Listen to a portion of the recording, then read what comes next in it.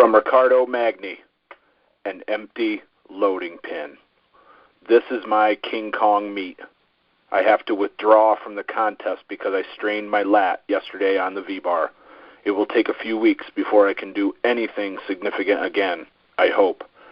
Thanks to all that helped me get ready for this contest, either through positive feedback or through their own training videos. We cover this and more in episode 34 of This Week in Grip.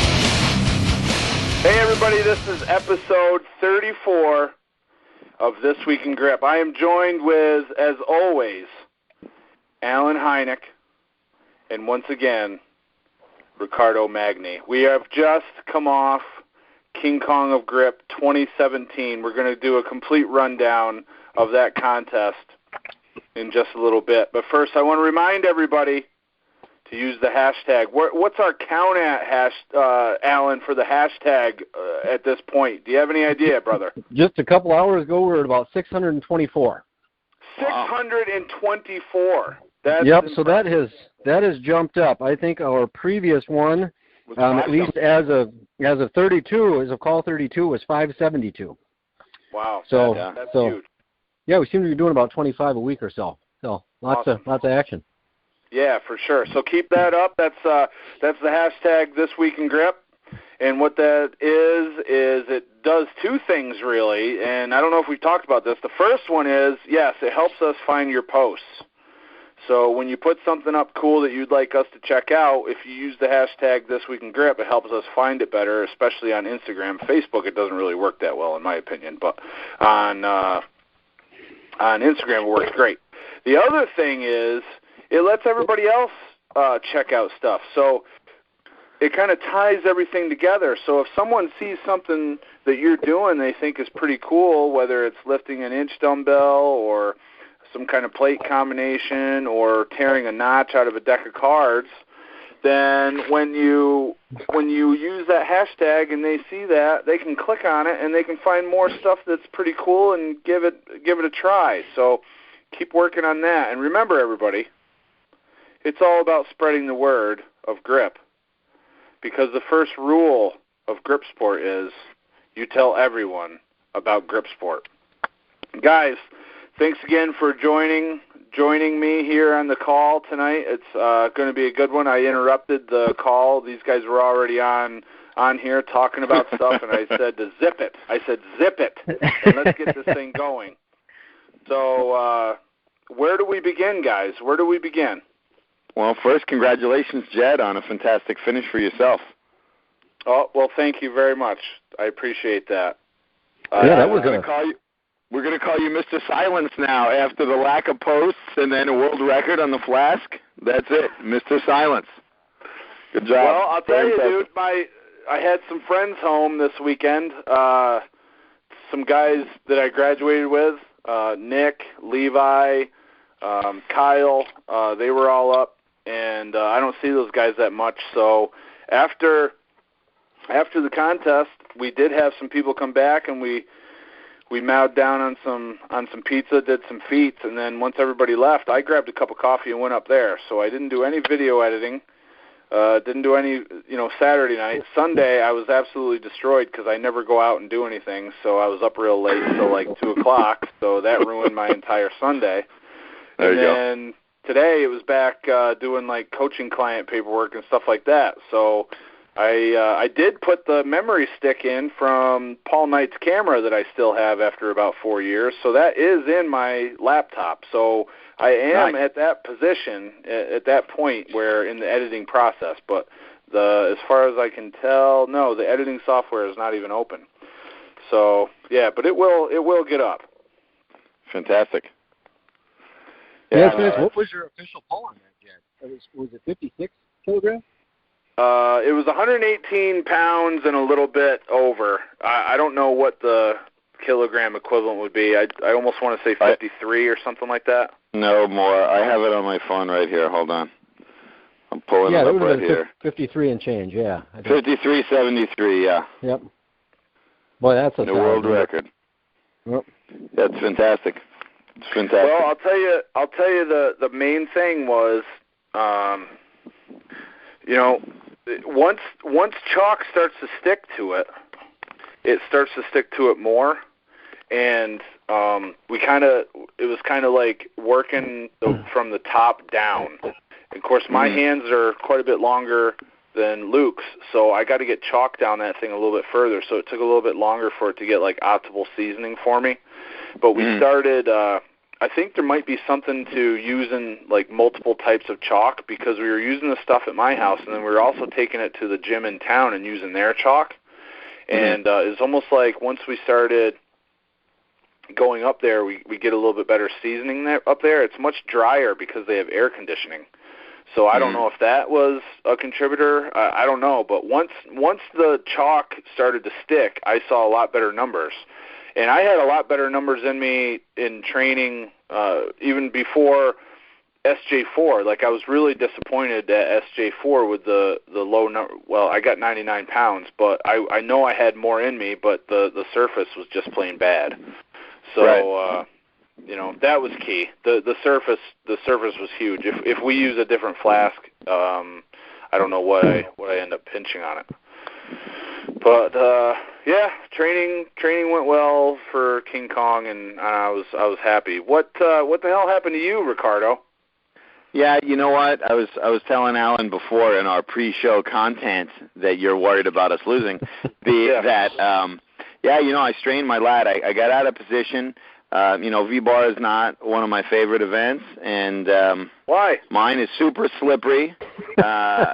It's super slippery, and I don't know why.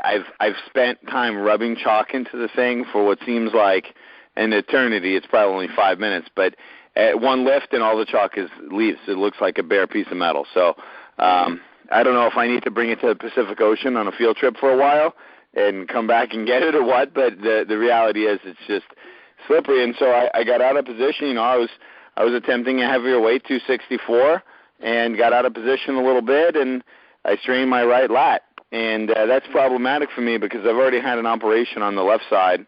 So and also having torn both biceps in the past, I have said, you know what, it's not worth it for me to try to compete on that exercise. I think I could have pinched on Saturday just fine, and in fact, I feel like my flask is very, very good form, and not as good as yours, but you know what? I feel like I would have been in triple digits for sure, and yeah, it's just a bummer. But you know what? I scored myself on a good case, medium case, and bad case scenario, and the best case I think I would have gotten would have been 13th place, and the worst case would have been 20th. And you know what? It's not worth getting an injury over that. That could be a potentially serious injury. So, no, especially with a past injury history like that, it's really not worth it. That's that's bad news.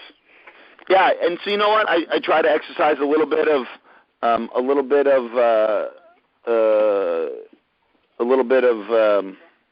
common sense. Yeah. Well, there's not much of that, so it sounds like you just got about all of it. Well, only if I'm lucky. Cool. Well, so Alan? What happened out your way? How'd everything round up for you at the end of your training and stuff? How are you feeling going? Going into it, I felt pretty good. I wasn't seeing the flask numbers that I was hoping to, but I still thought I was going to do all right. It looked like I was on tempo to get something good in terms of the crusher. And then the stub and the V-bar, I just really didn't give them the attention they deserved. So I was really hoping to maybe just get a couple 100 pounds on the V-bar, and the stub I just didn't even know what would have been a good lift. Right. So and then of course everything fell apart. first lift on the flask, I zeroed out on it. I couldn't even, using my flask, my stuff, I couldn't break a gimme weight off the floor. So I wound up completely zeroed out on an event. I started on something that should have left me plenty in the hole to build up. I was hoping to actually hit 80 pounds, and my opener was right around 74, and this was lower than what I hit at SJ4. I've done it in training, and I was getting it an inch off the ground. I couldn't do anything with it. I don't know what happened. Really? Yep, everything just fell apart on me. I don't know. Yeah, it was real disappointing. As a matter of fact, one other guy that was also here competing, he zeroed out too. So I don't know. I just don't know about that. His name was Lloyd Nell. He came down from Green Bay. Dude, did you hear that thing was WD-40 before the meet or what? You know what? Terrible. Yeah, I have no idea. No explanation. It was funny because in warm-ups everything went good. As a matter of fact, so the 74 pounds would have equated to about 30 kilograms added to the apparatus. Right. And in the warm-ups, I worked up to 27.5 kilograms on it, and I was holding it, and I was kind of doing these reps where I'd sort of lift it up and not set it back down, just kind of getting things ready, and it felt like nothing at all. I thought, hey, today is my day. And I throw 2.5 kilograms on for the opener, and that was it. Wow. So you couldn't do 5 pounds. You're holding it, and you couldn't do 5 pounds more. That's crazy. Yes, exactly. I don't even know. I mean, the color must have drained out of my face and everything. I couldn't believe it. I expected to hit that, then work up to 80, and then after that I figured things were going to kind of fall apart on me. And so, no explanation, no excuse. I don't know what happened. That's a shame. I didn't notice it right away, but later on in the day yesterday, I did notice that it said Alan Hynek, no lift. And I was like, son of a gun. And I know that you were talking about being chewed up for a while, so I didn't know if maybe you didn't heal up, you had to make a change in how you gripped it, stuff like that. So you couldn't have even tried to go with the other hand? The left hand had nothing? Well, no, it was my left hand. That's my good hand. Oh, that's your strong hand. As a matter of fact, I'm right-handed, but left hand is a strong hand. And that I could have taken an attempt, but the reality is there's a solid 5 pounds, if not more, difference from my left to my right. And all I'd have done was probably leave a bunch of thumb skin on the side of the thing, So, I just said enough's enough. Oh, yep. Oh, man. So that was real disappointing. Yeah.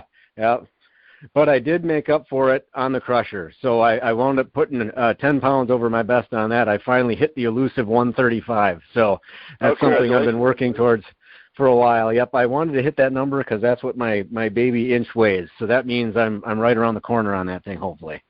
So So that was the highlight of my day anyway in terms of lifting. But it was a lot of fun. I learned a few things, but I'm kind of glad I went for it, But I would have liked to have gotten something on that flask, that's for sure.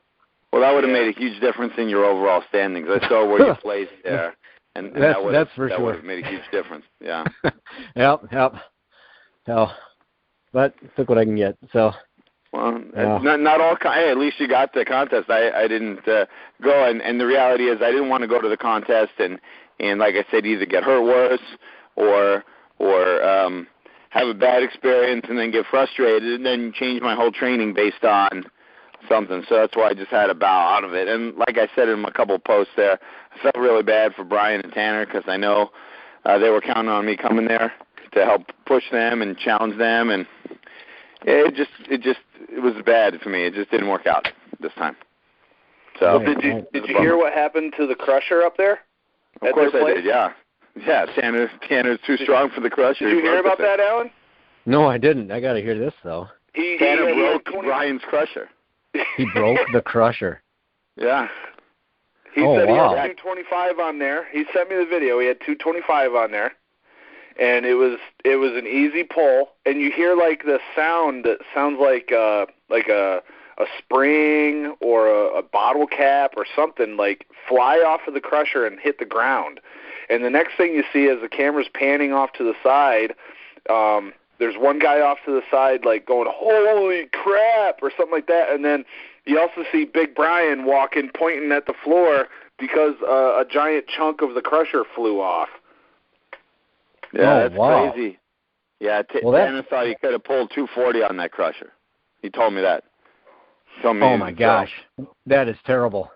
Yeah. Yeah. Well, and we were talking about that too. Like, could you imagine what would happen if like the all important stub got damaged, or if someone stepped on it and broke it? It'd ruin the whole contest. Yeah. Dude, The last thing I would have thought about was the crusher going bad.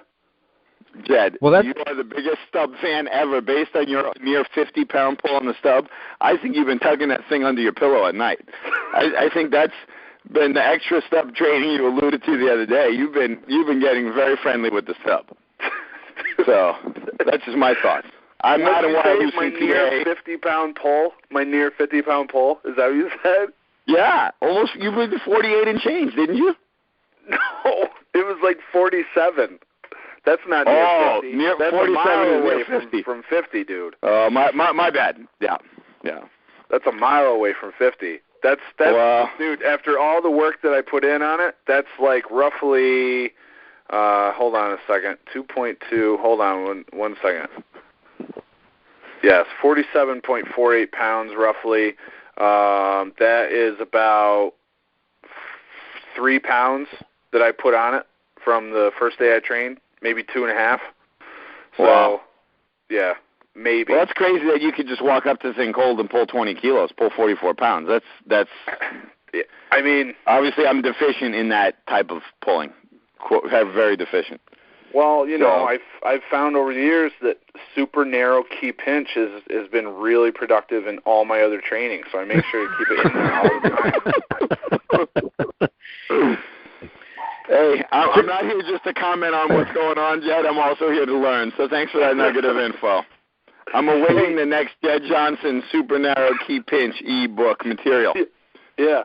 Dude, by any chance, I hope you guys are seeing this too on your end. And I wrote Eric about this because I took a screenshot of the rankings because I wanted to save them on Instagram, right?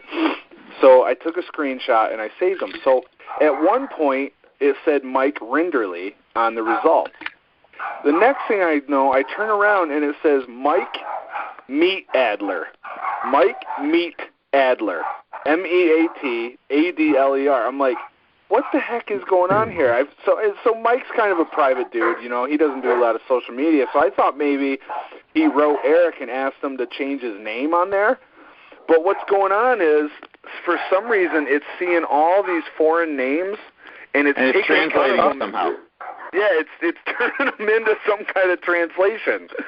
Yeah. So, like, that explains a lot.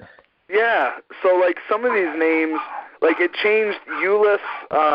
What's Ulyss's last name that competed with Ulyss Payne. It changed it to, like, Steel Payne or something like that. Yeah.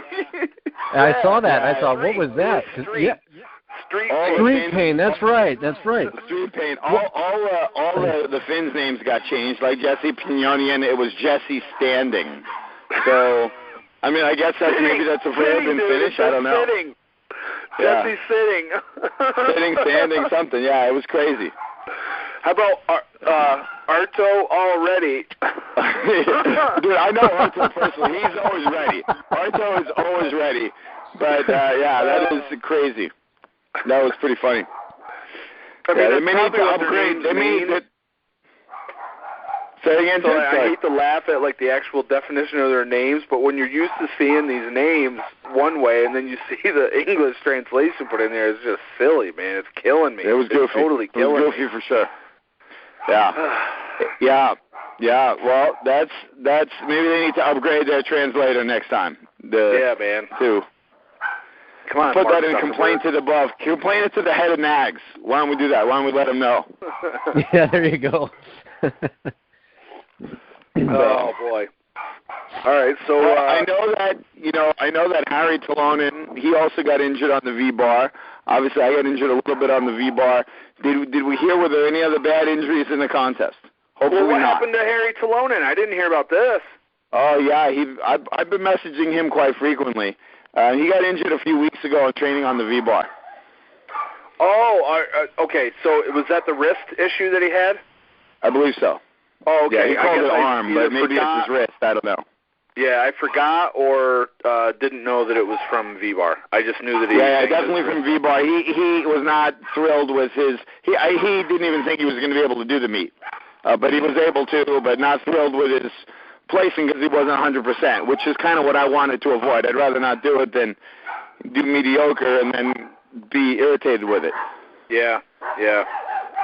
So yeah, that's how I was last year, and looking back, I almost kind of wish that I didn't even bother. But, yeah, because mentally that can mess with you a little bit. Sorry, the neighbor's dogs are barking very loudly here for some reason. Yeah, that's what happens sometimes, though. It messes with you mentally. Yeah. So. Yeah. I didn't even know that was barking. I thought people were cheering for the stub in the background. They always. Yeah, maybe the neighbor's dogs want to chew on the stub. They're very small, so we'll have to get them a stub junior size stub. Yeah, they don't like my dog Diesel for some reason. I know you love Diesel, but they don't like Diesel for some reason. So, did you have any stub cuts at your place, Jedd? No, Rinderley got opened up big time by the flask, but nobody. Oh wow. Nobody really got opened up on the stub. Of course, people have been training it pretty hard. They're bulletproof by now, so. Arto posted a picture of him getting ripped open by the stub. Did he? Arto Gironin or Reddy or whoever his alias is. Yeah, Arto posted. He said it. He showed me a picture. He cut him open big time and messed him up on V-Bar. So they still did stub third at his venue for some unknown reason. Right. No, as soon as I saw that announcement, I switched the order. There was no way I was going to get the V-Bar all bloody. No. That's what we did too. Here, yeah, we did the stub last and the V-Bar third. So, and everybody was real kind of timid around the stub too. They started really light and they were real cautious working up. So yeah.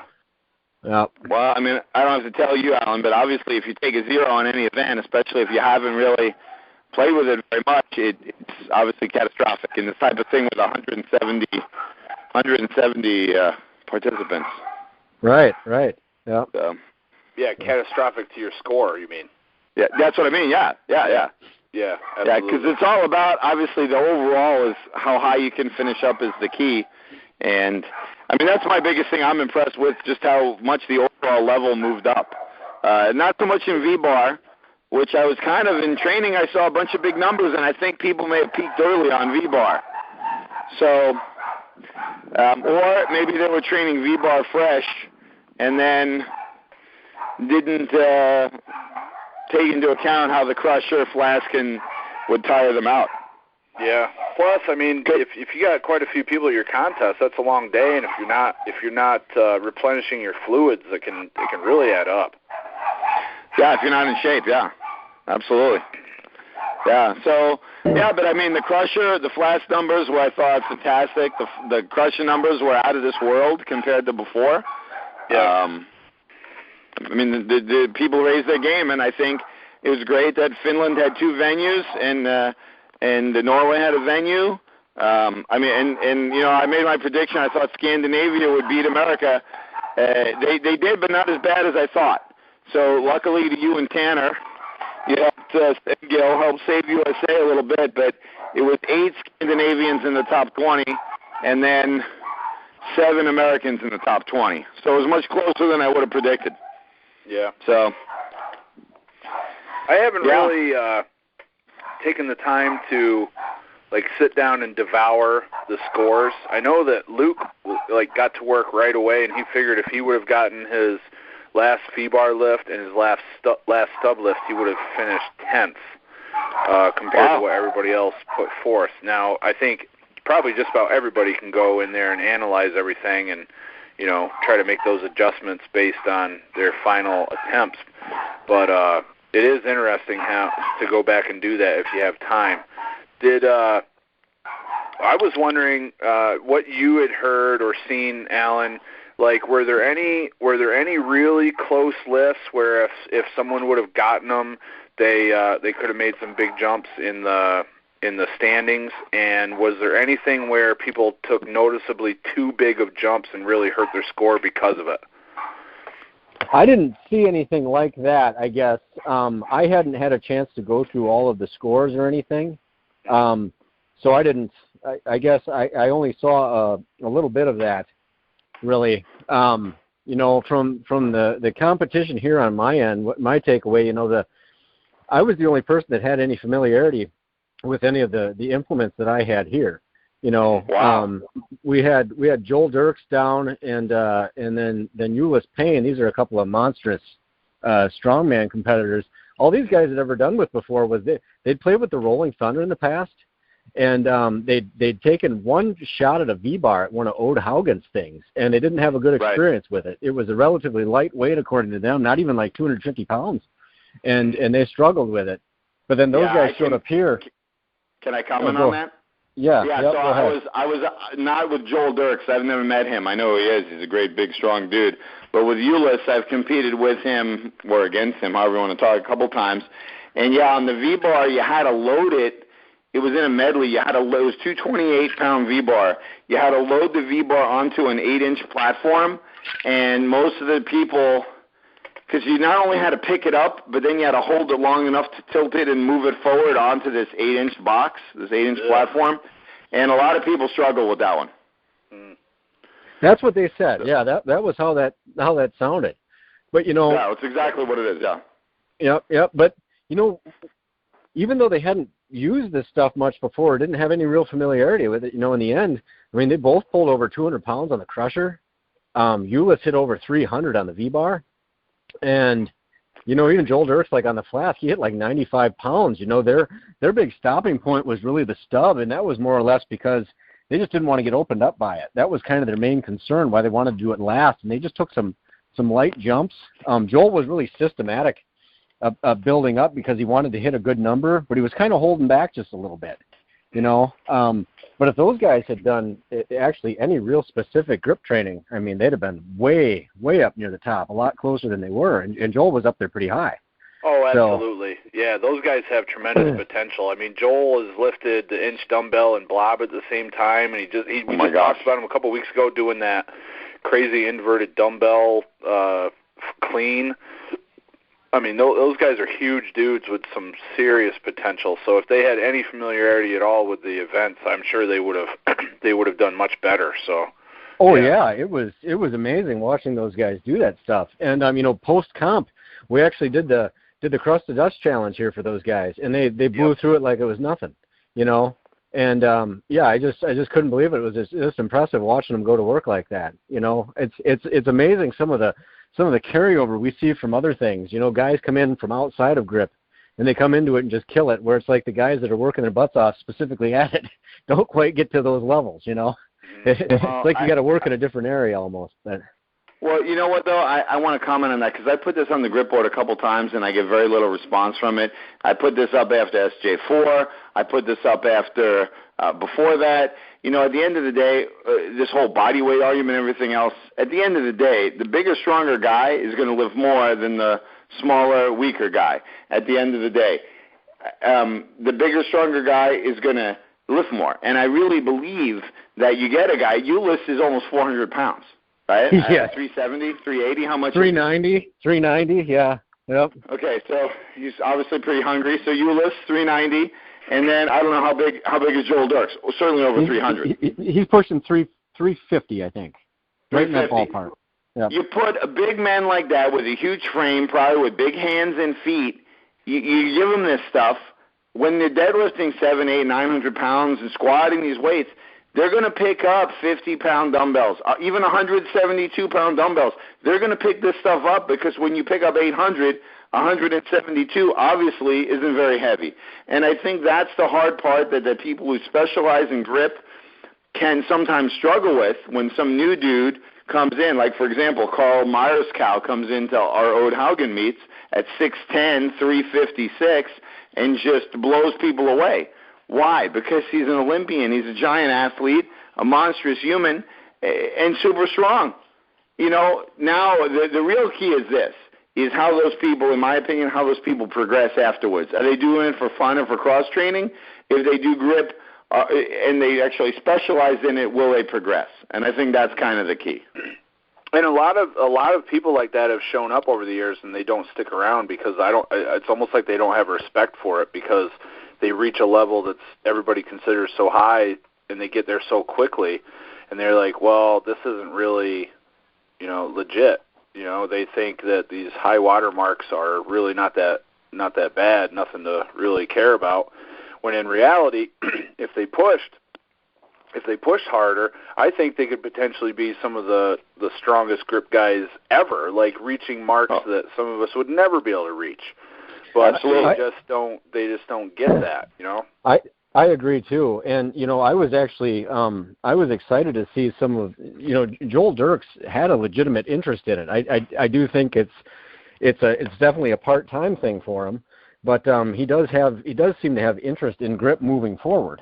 He's going to be back down this way for another competition. He had a legitimate interest. I mean, he was asking right away when he got here if I had some things from that he could try. He wanted try some old school York deep dishes, which I had. I mean, he was he dominated those things.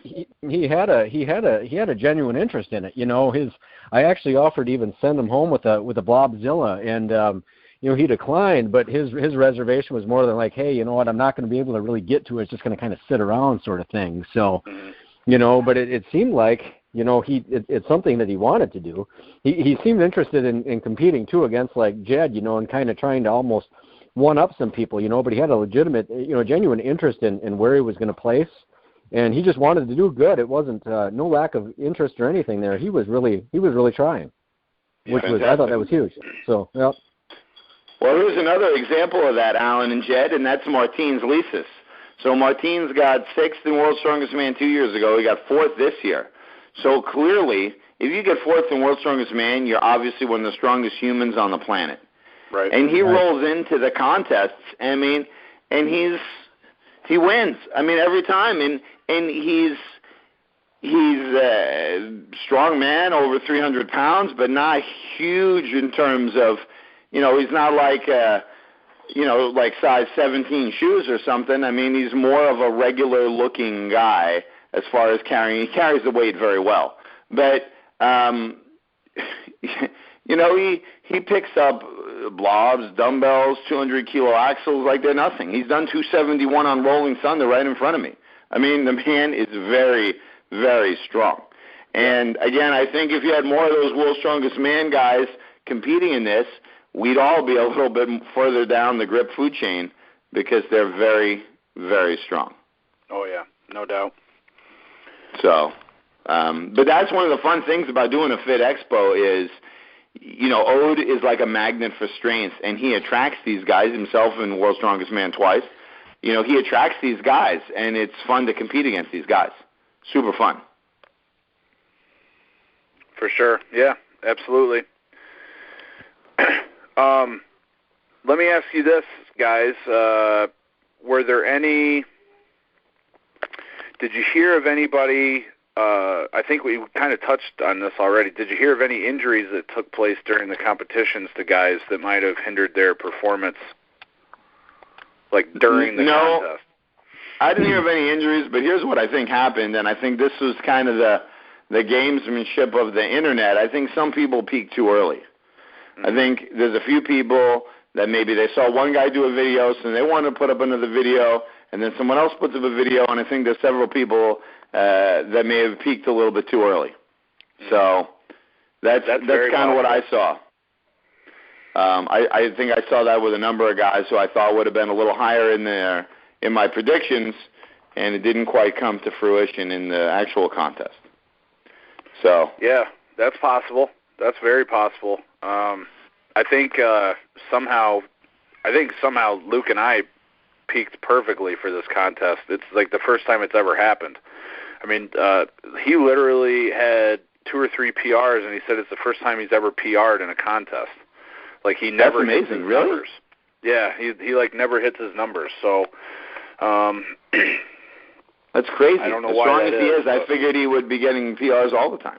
Yeah, well, on things like the pickaxe, yes, but or sledge choke, but as far as like 2-hand pinch, 1-hand pinch, The thick bar stuff, vertical bar, it's never really happened because, I mean, like vertical bar, he did like 292 the first time the third time he ever pulled it out, and then he hasn't really gotten that high since then. So that's crazy.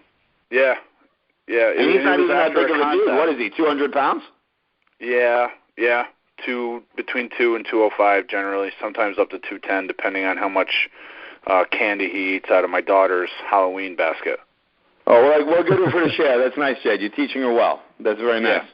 Yeah. Mhm. Well, she doesn't need to be eating it. Yeah. How old is she? 10? Your daughter? 7. 7. Okay. Yeah. Even more. You don't need any extra cavities. That's no good. Yeah. So that's crazy. This is his first contest with a bunch of PRs. Yeah. It's the good first for him. time. That's great. Yeah. Alan, who all did you have at your contest, and like what kind of backgrounds did they have? So it was 4 total competitors, myself included. So it was Joel Dirks, Ulyss Payne, and then that fellow named Lloyd Nell. So Joel and Ulyss, they're predominantly from the strongman powerlifting type of background. Mm-hmm. I really didn't know much about Lloyd. It sounded like his email address is something like, TKD Warrior or something, which I equated to like Taekwondo Warrior, if he was in the martial arts or something like that. But I think he was 51. That's how old he was.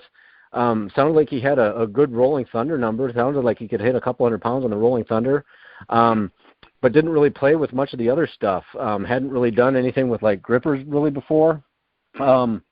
So this was just more to come down and I think try out a couple of things. He had emailed me probably, 6 or 8 months ago asking about King Kong. And then he kind of dropped off, and I'd actually reapproached him a few weeks ago to see if he was still interested in coming down, and he was able to make it. So, but I didn't get to hear much about him. But he did. He had a decent number on the crusher. I think he was in 150, 160, something like that. Wow. I don't think the flask didn't go his way, unfortunately. Not that he wasn't a strong guy. I think he, with lack of familiarity, I think he thought he'd be able to start a little higher than he would have, even going through the warm-ups like he did, and then it just didn't go his way. And I know the stub, he started right away, and then his subsequent jumps just didn't let him do anything, and it was about the same way on the V-bar. So I equated it maybe his lack of performance on some of those other areas, maybe to just not a lot of experience in it than anything, too big of jumps and such like that. But but Joel and Ulyss, they were really impressive. They were systematic about it, considering they didn't really know where to start. These guys are solid 230-pound Rolling Thunder pullers, and they were trying to figure out how they wanted to come in on the crusher, and they were talking about opening up with 160, and I thought that sounded too light, and I kind of expressed that to them, and and in warm-ups, I think they opened up officially around maybe like 180, something like that, and then kind of built way up from there. So, right. but yeah, and so that was their main background, but their general foundational strength sure seemed to get them a long way on those things. Yeah. So that was real impressive. They're definitely strong dudes. Well, yeah, like I said, the strongman powerlifting stuff is going to get people so far on thick bar. It's going to get them far, but things that are a little different, like the pinching or the V-bar is a form of thick bar, but the pinching and, of course, Jedd's favorite, his nighttime companion, the stub, those require, obviously, specific training that you have to practice. Right. I would think, unless Jedd's decades of pinching blobs and rolling up frying pans allowed him to, and I'm being serious right now, unless that kind of grip cross-training allowed him to just pick up 44 on the stub the first time. I'm being serious, Jedd. I do think, like, back in the day, back when I invented the game Scope, I think that helped. Lots of scoping over the years, because remember, there's more to that game, because if you break the scope, you can hit the guy if you look at it. So what you have to do in that case then is you have to make a scope that's really, really strong. And if they can't break it and you can grab onto their finger, you get to hit them until they get their finger out. So, there's more to that game that people forget. And if anything, that's probably where it all comes from. And incidentally, Alan, I just did a search in my email address for Lloyd Nell, and he actually purchased something from us back in 2007. He's from Green Bay, you said, right?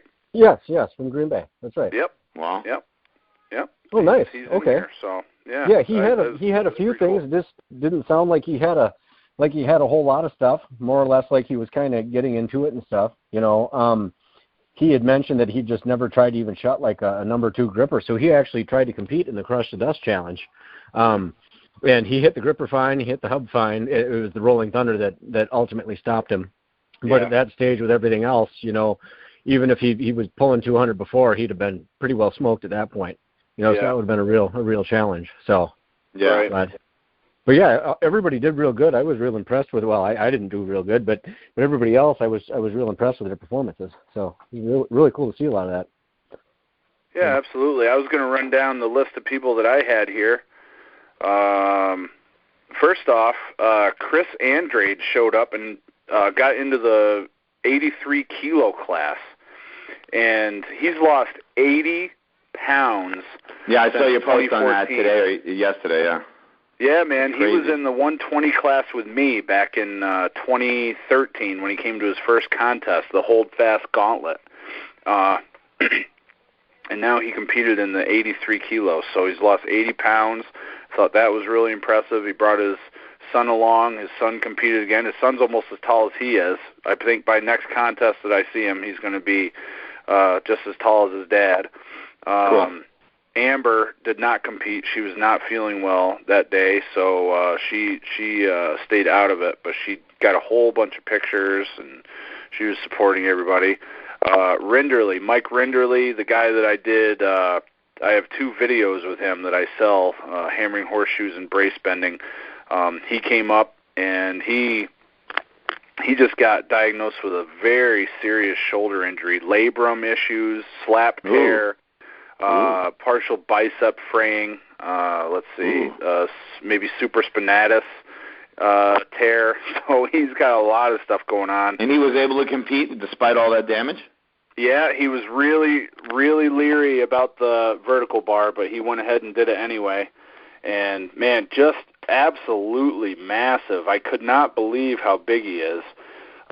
Just huge. And he's been doing a ton of deadlifting and just all the power lifts.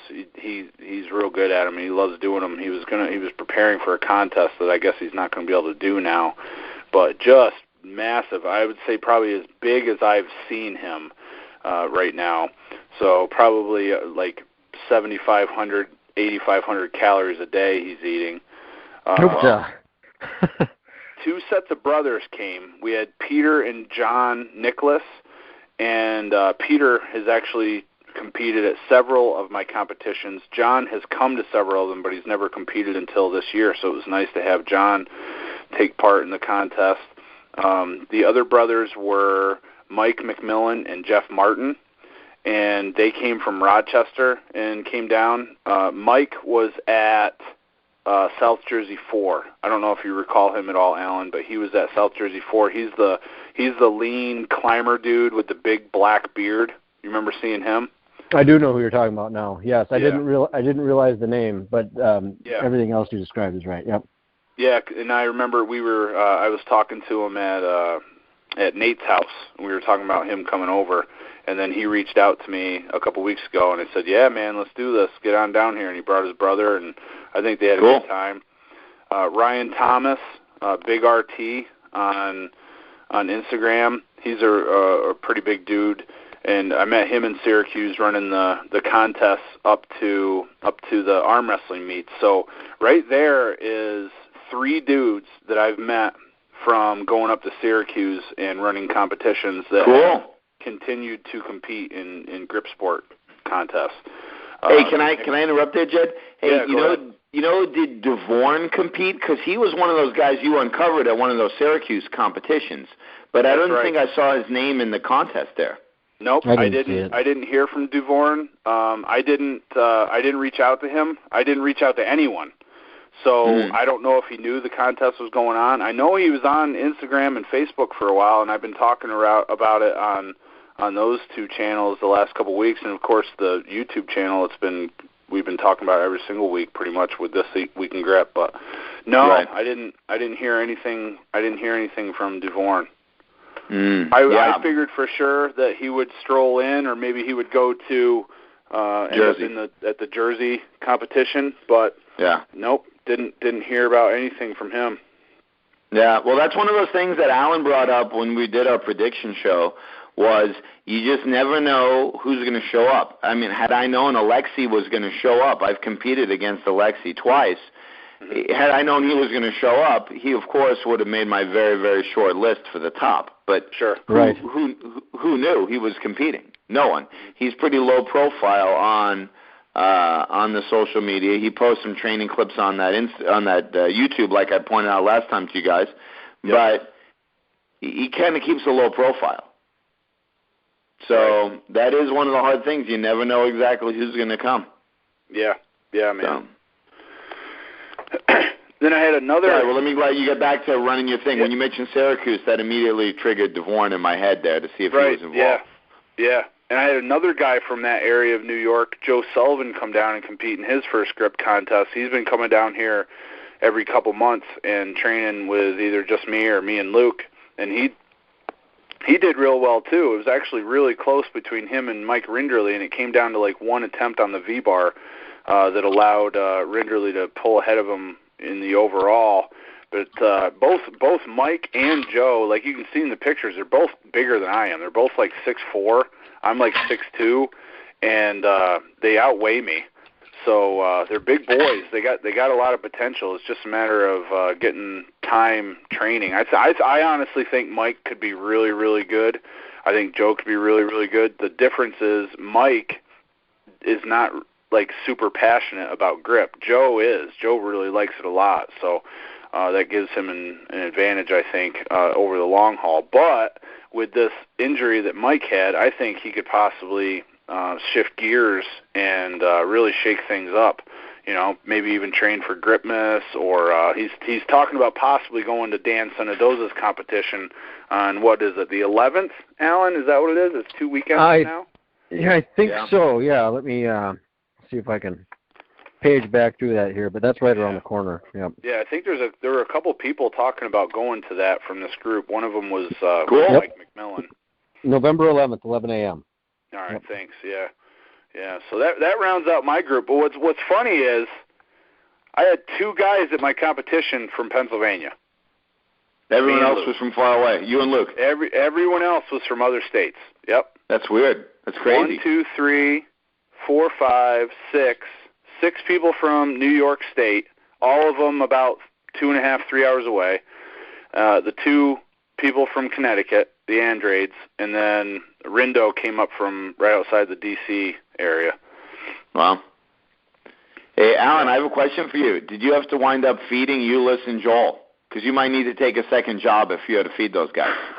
I didn't. You know, it's funny, though. I picked up like a bunch of granola bars and cereal bars and things like that, and bottled of water, you know, just so people would have something in case they didn't bring anything with. And those guys didn't. The whole time they were here, they didn't need anything. They each grabbed a bottle of water, and that was it. Wow. So I don't know. Bullet, Alan. Right there. I don't know where they got their energy from. Yeah, you know, man, you caught them on a fasting day or something like that, dude. I guess, which is funny, you know, because I tell you, they're monstrous guys, and you know, when Ulyss went to step on the scale, you know, he was asking actually how much the scale could take, you know, because he thought, because I look at him, he's a big dude. I don't see 390 pounds though. I definitely wouldn't have guessed that. He's a big man. I mean, like I said, he's the dude. I watch his videos. He looks like he's getting bigger. He's a big dude. There's a lot of you. Yes, no denying. Yeah, but when he jumped on it and I saw that number, I thought, holy crap. You know, and I actually didn't know the scale could read that high, to tell you the truth. So it held right in there, but I definitely didn't point calibrate it to that point. You know, not that it was necessary anymore when you're that far outside of everything. So, yeah, I went through the lovely process of point calibrating a scale the day before the competition, and my back felt fantastic afterwards. Nice and burn, and the erectors felt like they were going to rip right off my hip bones. So fantastic, I was happy. Jedd. Yeah, wonderful. Yeah. Especially with your penchant for squatting, that's a great warm up. You love it. It's perfect. Yep. Well, the last time I did it with my V-bar, my 1-inch V-bar, and it was a little bit easier to move the weights around. This time I was doing it in like a 3x3 square area. The plates were all over the floor, and I was like pinching and grabbing these plates all over the place, bending over, hitting like lunges and stuff, trying to reach for these plates. It was crazy. I'm probably on. Dude, that's like a flask warm up though. All that pinching. Just grab them by the pinch, and it's a stub warm up by the shallow one. Had I not had to do that the day before the contest, I probably would have gotten my 120 attempt on the flask, but I was just a little knocked down from that process. So it's so let me say the 118 was a third attempt. That's correct. Yes. Oh, I didn't realize that. There was more in the tank. I didn't know that. That's funny. I wanted to circle back to that too. Yeah, I was curious how that worked out. So nice. So you had plenty of room to go. Cool. Yeah. If you want, I can grab my attempt sheet. It's in the other room. I can tell you about it. I'm interested. Yeah, because that's one thing. How I wondered how some of those other guys were doing that. Because to me, it's almost like when you get to your fourth attempt, if you're actually successful, it's like you left something on the table then almost. Yeah. Well, it's a calculated gamble, Alan, and that's the thing. Right. I was running through my own attempts until, unfortunately, this injury. What would I take? How would I feel? A bunch of scenarios. Because you want to maximize. I would rather leave a tiny bit on the table because you want to maximize the placings there. It could matter, especially there. Look at where Jedd was. Alexei was 22 points, and then Yoni Mahanen, I think, was 32.5, and then it went all the way up to 43.5. About 11 points separated 2, 3, 4, 5, 6. Any slight mistake, and one guy passes the other right there. Yeah. I mean, it's just true. So it all adds up, and as Jedd correctly stated earlier, the more people that are involved, the more the mistakes kill you. Mhm. Yeah. So this is what I did. I actually, my opener was Luke's last lift. 108. Yeah. So the way it works, and if you really look at it, I probably missed the optimal peak by a little bit. I mean, I peaked well, but I might have had a little bit more in the tank because the way that it worked out on my,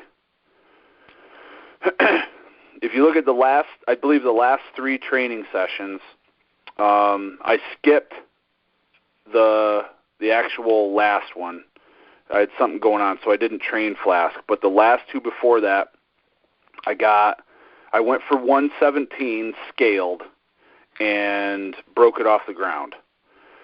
The next workout, we went to the gym where we held the contest because I didn't run the contest here at my house. It was at a gym in town. And I got 117 to lockout, but we scaled it on like an old school scale with the slide piece that goes across of it. Yeah. And it read 117, so I felt really good about that. And I only took 3 or 4 attempts that day because I didn't want to risk getting cut. So, and it was, pretty much equal to the world record, so I felt pretty good. So I wasn't going to waste any attempts to go down 101 or something like that. So I tested the implement with Luke's last attempt and got my first attempt at 108.01. And then I just pretty much started adding 5-pound plates, basically. The next one was 112.93 because I brought 2 5s, one that's over 5 pounds and one that's under 5 pounds. So and then I threw the next 5 on, I believe, and I got 118.46. So then I had another one left, and I don't know, man. Everything else felt real good. I was really locked in. They came up no problem. On the third one, it spun on me, so that was kind of, I didn't really anticipate that happening.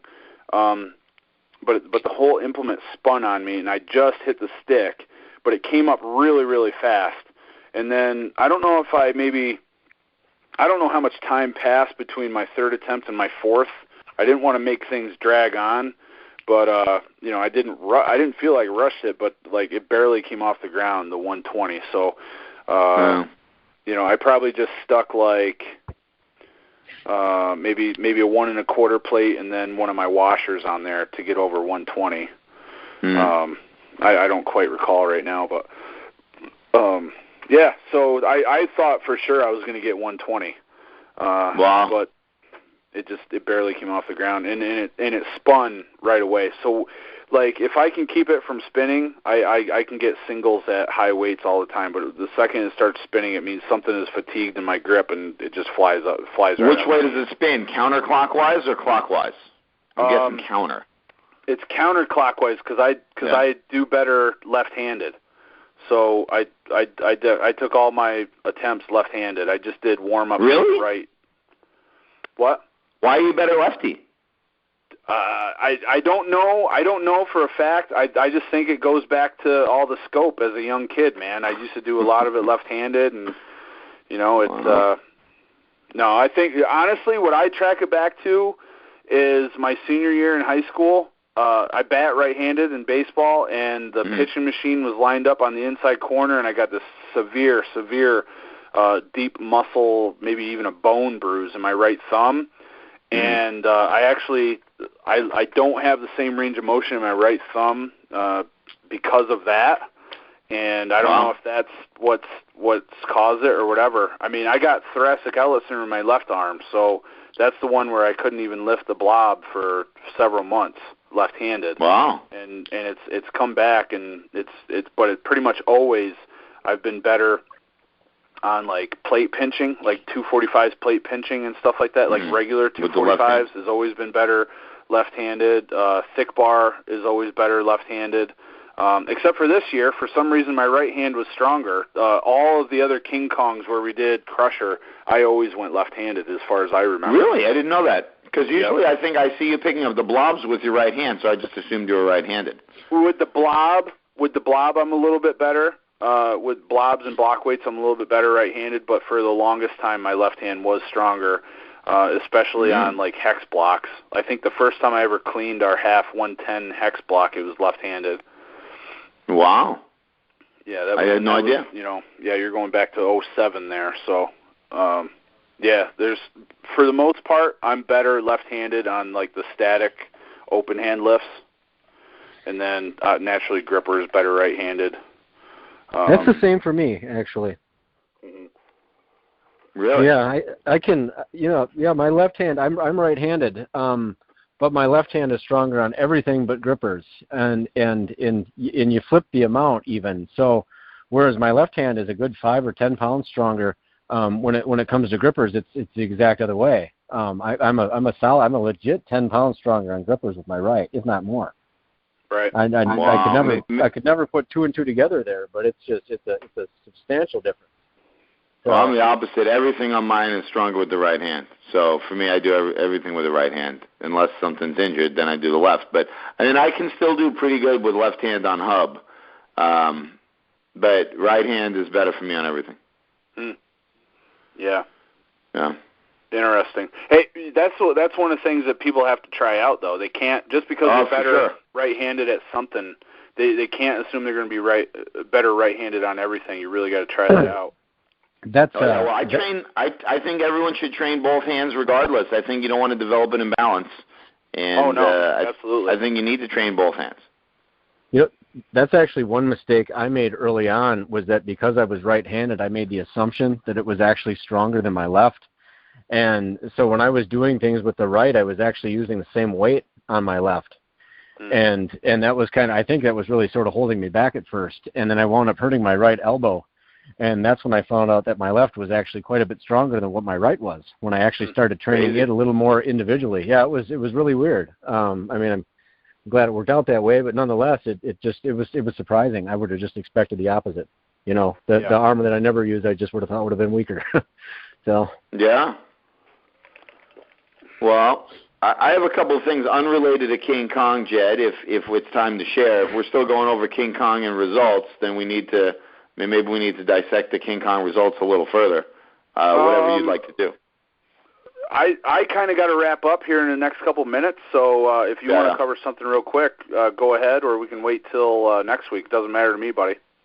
All right. Well, one thing real quick I want to comment on. I think I've told you guys both that I've been communicating a lot with the international guys. I went to Russia this year, and so the Finnish guys have really been communicating a lot with them, especially Jesse Pionian and Arto and Harry Talonen. And yesterday, Arto, they formally, well, a bunch of them, but mainly Arto and Jesse P., they formally invited me to go to Joni Mahanen's contest. They invited me to go to another one in October, but the Savo Open is going to be June 9th in Iisalmi, Finland, and I'm going. Cool. Nice. So this year the results were insane in that contest, so my work is certainly cut out for me.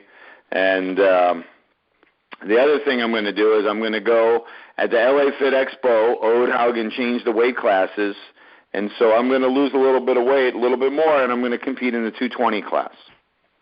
So we can discuss that more later if we need to wrap up now, but I'm going to, no carbohydrates, no Thanksgiving cranberry sauce for me.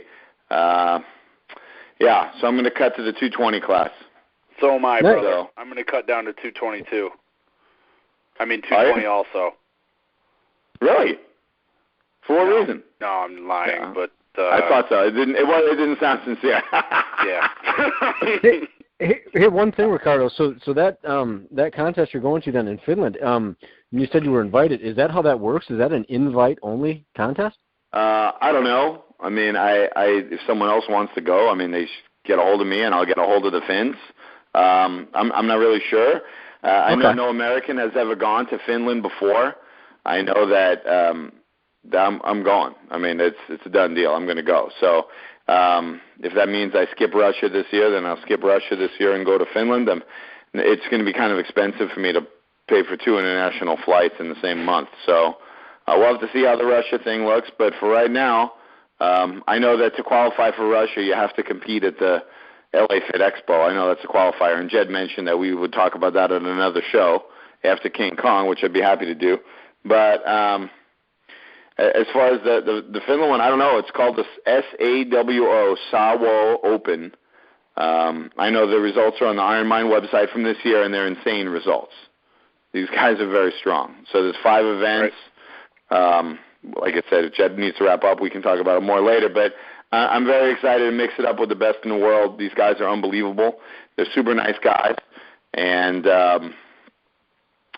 I'm excited to go there, learn from these guys, and who knows, maybe make them work a little bit. We'll see. Yeah, man.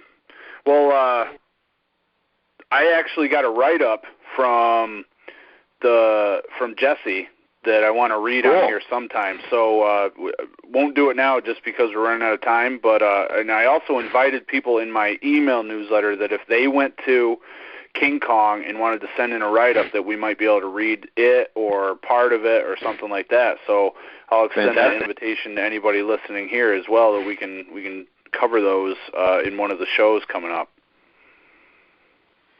Yeah, well, that's great. Alan, so again, I'm going to tell you, and this all came about yesterday kind of quickly within about a 6-hour period, but I'm not sure if it's 100% invitation only, but I mean, you got to be ready, because the weights these guys are lifting are very heavy. Put it this way, with my current PRs, and I have 8 months before this contest, I would have gotten 6 out of 7 guys there. And I for sure would have been in the top 20 in King Kong this year, if not higher. I was 18th last year, so I can guarantee you this is for real. It's an elite competition. Yeah. Yep. Okay. It's for real. So yeah. Nice. Good. So we'll go into that in more detail coming up too. That sounds like a good competition to focus on, buddy. Yeah. Well, for sure. Absolutely. So. Well, Jedd, again, I want to wish you congratulations on your outstanding performance in this event. You obviously had some injury troubles last year. You won in 2015, and yeah. Alexi's a very tough customer. So to beat him, I mean, I think honestly, to beat him, you would have had to set 2 world records. Oh gosh, yeah, man. I mean, I never anticipated that he would end up coming to that competition. I saw that in the promoter's conversation. He said that I see we had a surprise competitor at one of the Russian locations, and I was like, wonder who that could be. And when I saw who it was, I was like, holy cow. So, yeah. Yep. But yeah, we can talk more about him next time too. He's a very nice guy. He's very shy. His wrists and arms are very, very strong. Yeah, because he does not have huge hands. He's not an overly monstrous human. I mean, he's probably barely 6 feet tall, but he's so strong. Oh wow! He's so strong. Yeah.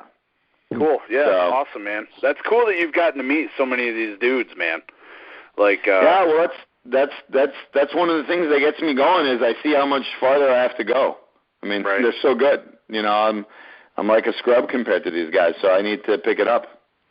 So more scope. That's the plan. More scope. Yeah. now I know. Now I know what I've been missing out on. Yep. For sure. Anything else from you, Big Alan? No. I guess I'm covered up. So. All right, dude. Well, why don't you take it away, dude? All right.